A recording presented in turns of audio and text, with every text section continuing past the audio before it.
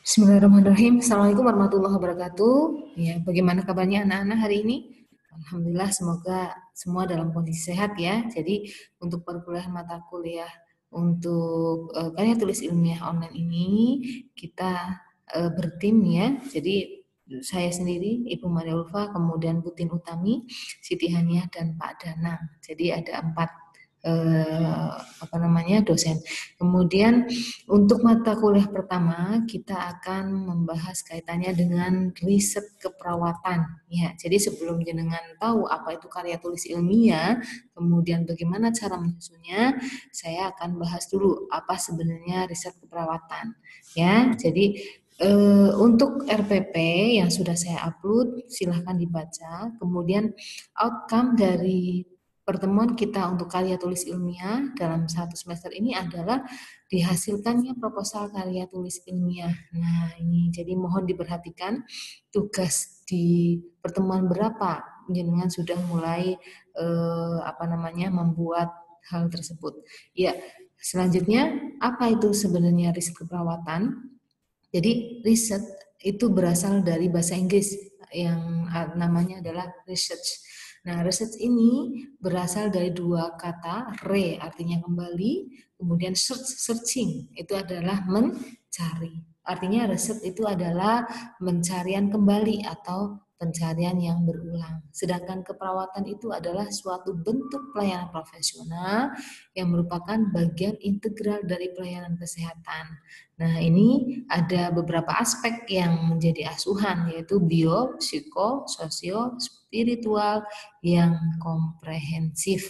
Nah, artinya kalau kita sambungkan sebenarnya apa itu riset keperawatan, berarti adalah suatu kegiatan berulang atau mencari kembali tentang keperawatan yang didasarkan pada kebenaran atau evidence base. Apa? Kita ulang. Riset keperawatan adalah kegiatan berulang atau mencari kembali tentang keperawatan yang didasarkan pada suatu kebenaran atau evidence base.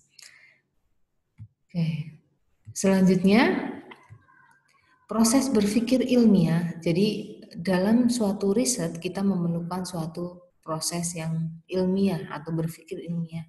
Itu adalah ada 3 macam, ya, 3 proses. Yang pertama adalah logiko, kemudian yang kedua hipotetiko atau hipotesis, yang ketiga adalah verifikatif.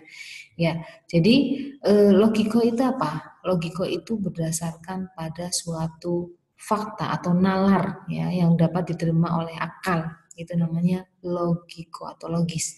Kemudian hipotetiko atau hipotesis itu sama saja dengan simpulan atau dugaan sementara ya. Kemudian verifikatif adalah pembuktian dari hipotesis. Ya, jadi saya ulang bahwa proses berpikir ilmiah dalam suatu riset kita membutuhkan proses berpikir. Ya, itu ada 3 hal. Apa saja tadi? Logiko, kemudian hipotetiko, dan yang ketiga adalah verifikatif. Nah, logiko itu berdasarkan akal atau nalar. Kemudian hipotetis atau hipotesis itu adalah dugaan sementara. Kemudian verifikatif adalah pembuktian dari hipotesis. Nah, ini contohnya. Jadi, kita berpikir logis dulu. Contoh, logis adalah nalar, berarti kita lihat di faktanya. Contohnya, bahwa ada 2 desa berlainan. Dia mempunyai penduduk tradisional yang memelihara ayam petelur. Nah, kalau desa pertama telurnya dijual, tetapi desa kedua telurnya itu dimakan oleh anggota keluarga. Nah, pada suatu saat dilakukan pengukuran, penduduk desa kedua relatif semuanya sehat. Ya, paham ya? Jadi ada fakta bahwa desa pertama, desa itu adalah penghasil telur, ya, memelihara ayam petelur. Desa pertama telurnya itu dijual, sedangkan desa yang kedua telurnya itu dimakan oleh anggota keluarga. Nah, suatu saat ada pengukuran tentang kesehatan. Ternyata desa yang A dan desa B itu sama-sama relatif sehat. Oke, bisa ditangkap ya. Nah, kesimpulannya apa? Berarti penduduk yang makan telur kesehatannya dalam kondisi baik atau telur berpengaruh positif terhadap kesehatan. Ya, jadi kesimpulan atau hipotesa kita, dugaan sementara kita bahwa berarti penduduk yang makan telur kesehatannya dalam kondisi yang baik. Nah, atau telur akan berpengaruh terhadap kesehatan. Nah, verifikasinya apa? Kita perlu pembuktian pada situasi yang mirip pada kondisi tersebut. Nah, itu contohnya itu. Kemudian manfaat riset keperawatan itu apa saja? Ya, yang pertama adalah menyelesaikan masalah, betul ya. Jadi dari suatu fakta kan masih menimbulkan suatu tanda tanya. Nah, manfaat riset itu tadi adalah menyelesaikan tanda tanya tadi, masalah keperawatan. Kemudian yang kedua, memberikan fakta yang berasal dari pelayanan keperawatan. Nah, dari penyelesaian masalah tadi otomatis akan menimbulkan ilmu baru yang memberikan fakta untuk memberikan pelayanan yang lebih bagus. Terus yang ketiga adalah menerapkan hasil riset untuk meningkatkan mutu. Betul ya. Jadi dari hasil tadi otomatis disampaikan ke pelayanan untuk apa? Untuk meningkatkan mutu pelayanan.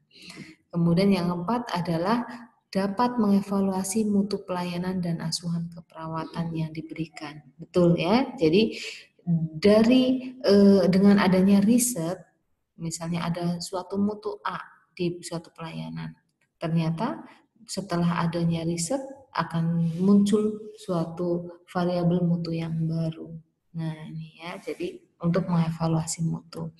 Kemudian yang kelima adalah mengembangkan pengetahuan ilmiah yang menjadi landasan praktek keperawatan. Betul ya. Jadi di sini adalah dari suatu riset tadi akan menambahkan atau menimbulkan ilmu yang baru sehingga bisa untuk landasan praktek atau asuhan. Terus yang keenam sebagai kunci untuk menyediakan pelayanan yang tepat sesuai kebutuhan manusia. Betul ya. Jadi dari penelitian akan menimbulkan landasan praktek. Landasan praktek tadilah yang menjadi kunci bahwa itu sesuai dengan kebutuhan manusia. Yang ketujuh, proses yang memungkinkan banyak pertanyaan muncul dalam praktek keperawatan sehari-hari dapat dijawab. Nah, jadi dalam praktek sehari-hari contohnya misalnya dalam keperawatan misalnya pada saat penanganan demam ya kan kadang ada kompres di dahi, ada kompres di ketiak, ada kompres lagi di misalnya di mana misalnya oh ya di ubun-ubun. Nah itu ya ada otomatis misalnya suatu saat ya ada yang melakukan penelitian dari tiga tadi, dari yang di dahi, kemudian di ubun-ubun, kemudian di ketiak, itu diteliti mana yang lebih efektif. Nah, misalnya ditemukan bahwa yang lebih efektif adalah yang di ketiak, ya, karena di sana ada pembuluh darah besar misalnya. Nah, otomatis ini akan menjawab pertanyaan, oh ternyata kompres dahi itu lebih efektif untuk menurunkan anak demam, suhu anak demam dibanding kompres yang lainnya. Tuh, ya. Terus yang kedelapan adalah memberikan data yang mencatat efektivitas dan kualitas asuhan keperawatan. Jelas ya, ini nyambung dengan yang tadi saya jelaskan. Dengan adanya tadi, oh ternyata kompres ketiak misalnya itu lebih efektif, otomatis pada saat memberikan asuhan pada anak demam tidak hanya memberikan obat tetapi memberikan asuhan sesuai evidence based tadi ya, memberikan kompres pada ketiak untuk menurunkan suhu anak demam. Otomatis anak yang mengalami demam tadi banyak sembuh atau banyak terjadi penurunan suhu. Nah, otomatis meningkatkan kualitas asuhan keperawatan karena akan mengurangi lama perawatan anak di rumah sakit. Sudah jelas ya? Ini contohnya. Ya, kita lanjutkan bahwa syarat melakukan riset keperawatan itu ada beberapa hal. Yang pertama adalah kita harus menggunakan daya nalar yang tinggi, betul ya. Jadi tidak hanya X plus Y sama dengan XY misalnya. Tapi kita bisa melihat, oh mungkin saja X bisa dipengaruhi yang lain, Y dipengaruhi yang lain. Nah, gitu. Terus daya ingat, nah ini juga menjadi syarat untuk periset. Kemudian bekerja sama, betul, karena penelitian itu membutuhkan kerjasama, tidak bisa dilakukan sendiri ya. Kemudian jujur, nah harus jujur. Kemudian sehat, otomatis kalau sehat kita akan mempunyai daya nalar yang tinggi dan daya ingat yang tinggi. Terus motivasinya juga tinggi. Nah, kemudian mempunyai originalitas yang tinggi juga, harus mempunyai ide ke arah sana. Kemudian daya konsentrasinya tinggi, kemudian pengamatannya juga harus akurat. Dan yang terakhir juga harus memiliki sifat waspada atau curiga. Misalnya tadi penelitian demam yang saya tadi ceritakan, ya metodenya, di apa namanya, ubun-ubun, di dahi atau ketiak. Nah, kamu harus curiga, kira-kira mana yang lebih efektif ya. Nah, apakah semuanya dilakukan atau mungkin ada yang lebih efektif lagi, ya. Lanjut, peran riset perawat dalam riset. Yang pertama, kita ketahui bahwa peran perawat itu ada 4 hal, yaitu sebagai manajer, ya, sebagai pengelola, kemudian sebagai pemberi pendidikan kesehatan atau edukator, kemudian sebagai caregiver, pemberi asuhan, ya. Yang keempat adalah researcher atau sebagai peneliti. Nah, peran peneliti inilah yang dikembangkan bahwa perawat itu memang harus memberikan atau melakukan riset, ya. Kemudian dengan cara apa? Yaitu membantu mengidentifikasi area masalah riset, kemudian membantu pelaksanaan pengumpulan data, ya, itu. Lanjut, ya. Macam riset keperawatan itu ada 2. Yang pertama adalah kuantitatif, kedua adalah kualitatif. Nah, kalau bicara kuanti berarti akan muncul angka, ya. Dia berbentuk nilai yang dapat dianalisis dengan operasional matematik. Contoh, ya, contohnya adalah kita meneliti tentang peningkatan kadar hemoglobin setelah pemberian asam folat misalnya. Nah, ya, sebelumnya misalnya 8,5 gram persen. Kemudian setelah diberi asam folat bertambah 2 misalnya. Berarti menjadi 10, sekian gram persen. Nah, itu contoh kuantitatif. Sedangkan kualitatif itu adalah variabel risetnya berbentuk informasi suatu fenomena atau keadaan. Nah, biasanya digunakan untuk melakukan riset tentang budaya atau kebiasaan masyarakat. Nah, kalau kualitatif berarti berbentuk cerita atau narasi. Bisa dipahami ya. Kuantitatif itu berbentuk angka yang bisa diselesaikan dengan operasional matematik. Tapi kalau kualitatif berbentuk narasi, ya, atau menggambarkan suatu fenomena. Ya, riset kualitatif itu ada 2 hal, ya. Jadi di sini riset kualitatif itu bersifat deduktif dan induktif. Ya, deduktif itu adalah dari umum kemudian ke khusus. Kalau induktif itu dari khusus ke umum, ya. Jadi ada 2 macam cara riset kualitatif, bisa deduktif ataupun induktif. Kalau induktif berarti umum ke khusus. Kalau deduktif dari khusus ke umum. Ya, karakteristiknya, ya, jadi kalau dilihat karakteristiknya ada, pertama dilihat dari data variabelnya. Kuantitatif akan berbentuk nilai. Tapi kalau kualitatif berbentuk tadi, ya, fenomena atau informasi. Analisisnya untuk kuantitatif itu berupa operasional matematik. Tapi kalau kualitatif, kemampuan risetnya untuk membuat suatu tema. Kemudian pengumpulan datanya menggunakan alat ukur untuk kuantitatif, kalau kualitatif menggunakan wawancara dan pengamatan. Kemudian ukuran variabelnya, kalau riset kuantitatif pasti ada satuan, ya. Kalau kualitatif tidak ada satuan. Contohnya tadi gram persen, ya, pada pengukuran Hb. Terus pengukuran jarak misalnya sentimeter. Nah, tapi kalau kualitatif tidak, karena dia berbentuk narasi. Terus kesimpulannya, kalau kuantitatif itu menggunakan uji statistik. Nah, ini yang silakan nanti dipelajari di statistik ya. Bisa mungkin nanti parametric test atau non parametric test. Kemudian kalau kualitatif ini menggunakan logika berpikir tadi ya, deduktif dan induktif. Kalau deduktif dari umum ke khusus, induktif dari khusus ke umum. Ya, jadi bisa diingat kembali. Terus isi simpulannya kalau kuantitatif berbentuk angka, tapi kalau kualitatif berbentuk kalimat. Ya. Kemudian untuk tahap riset keperawatannya, kalau riset kuantitatif ini adalah pertama kita harus mengidentifikasi masalah dulu, kemudian merumuskan masalah dan judul, kemudian tinjauan pustaka, kerangka konseptual, ada pasti ada hipotesisnya, ada definisi operasionalnya, ada rancangan risetnya, ada penentuan sampel, pengumpulan data, analisa data juga ada, dan interpretasi serta simpulan.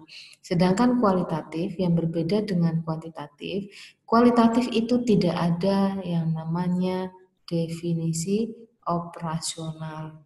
Kemudian tidak ada kerangka konsep. Kemudian juga dia tidak menggunakan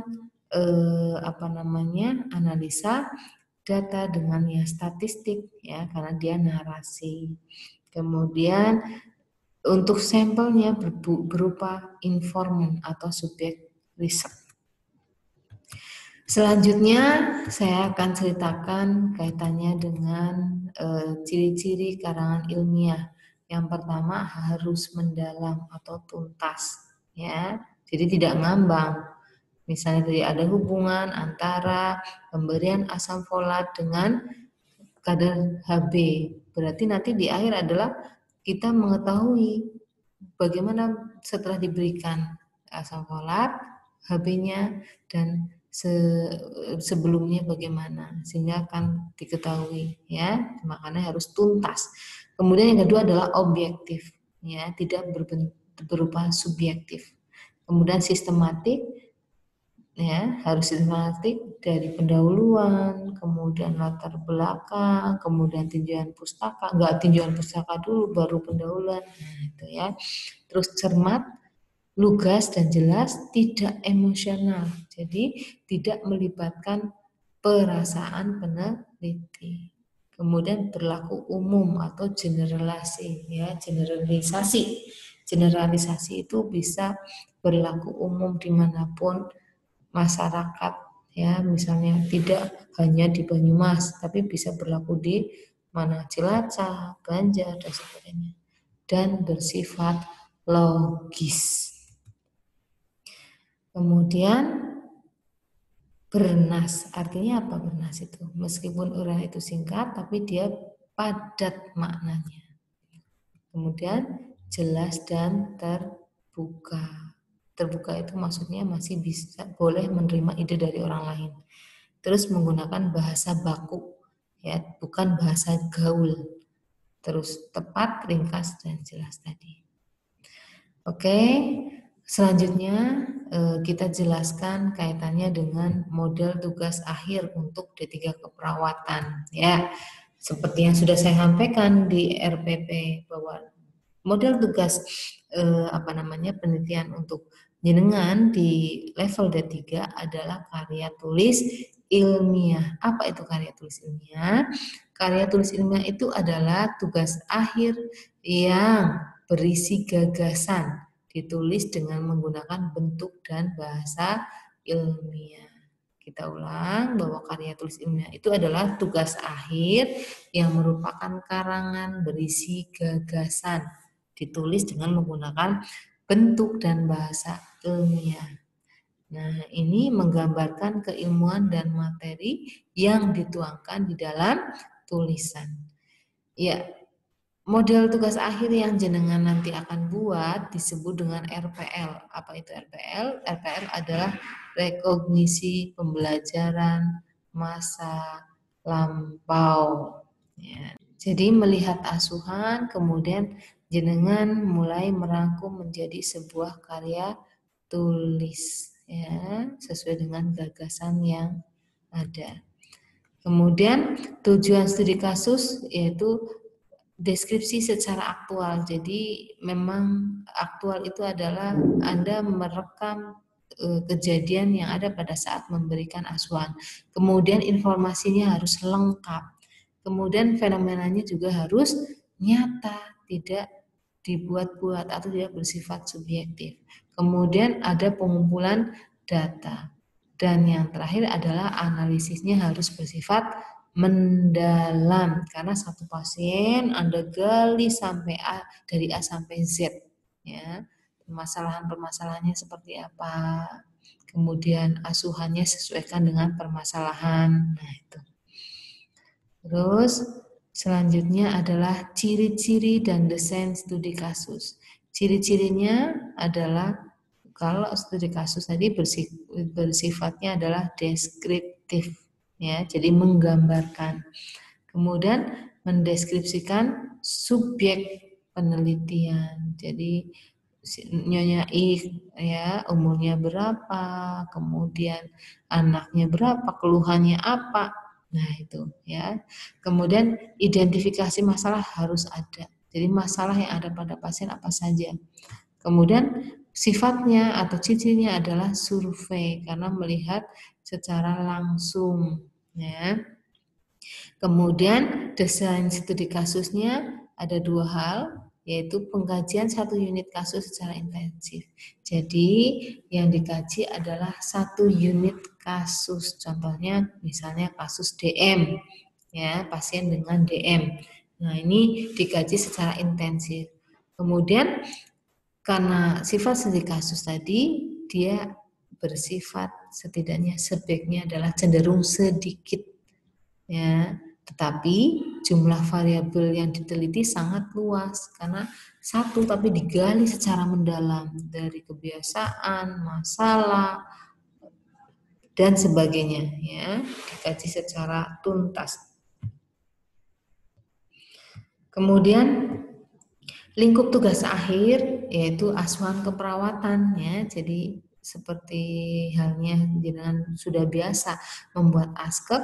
Nah, untuk tugas akhir karya tulis ilmiah ini seperti itu, tetapi akan lebih digali secara mendalam ya, menjadi dikemas lebih cantik menjadi karya tulis ilmiah.